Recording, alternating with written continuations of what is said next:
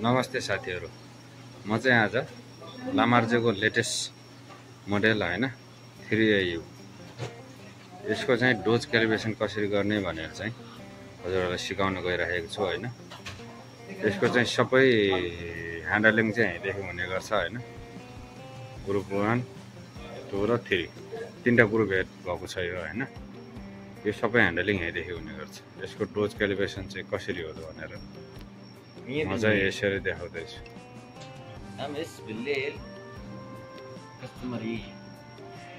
यसरी हामीले long press गरेपछि यसरी आउँछ। प्रेस B3 टु एक्जिट अनि यहाँदेखि चाहिँ हामी अगाडि गयो भने यहाँ देखाउँछ ग्रुप डोज सेटिङ।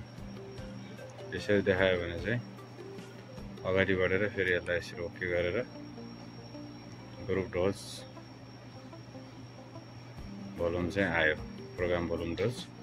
अनि यसलाई यसरी ओके गर्यौँ हामीले यहाँदेखि। अब चाहिँ ट्याक्कै हामीले यसरी वटा फिल्टरमा 18 ग्राम चाहिँ यसरी लिनु पर्यो यहाँदेखि।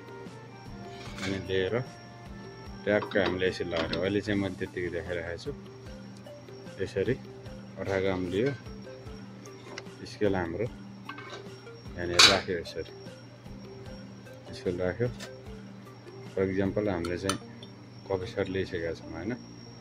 यसरी गरेर यसलाई 0 गर्ने, 0 गरेर चाहिँ यहाँ हजुरले यसरी दबाउनु भयो भने चाहिँ ट्याक्कै यो स्टार्ट हुन्छ।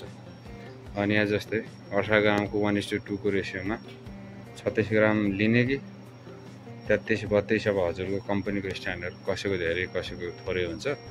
म्याक्सिमम चाहिँ 1:2 को रेसियो एस्प्रेसो चाहिँ 18 को 36 नै हुने गर्छ। कसैको 20 भयो चाहिँ 40 हुने भयो है।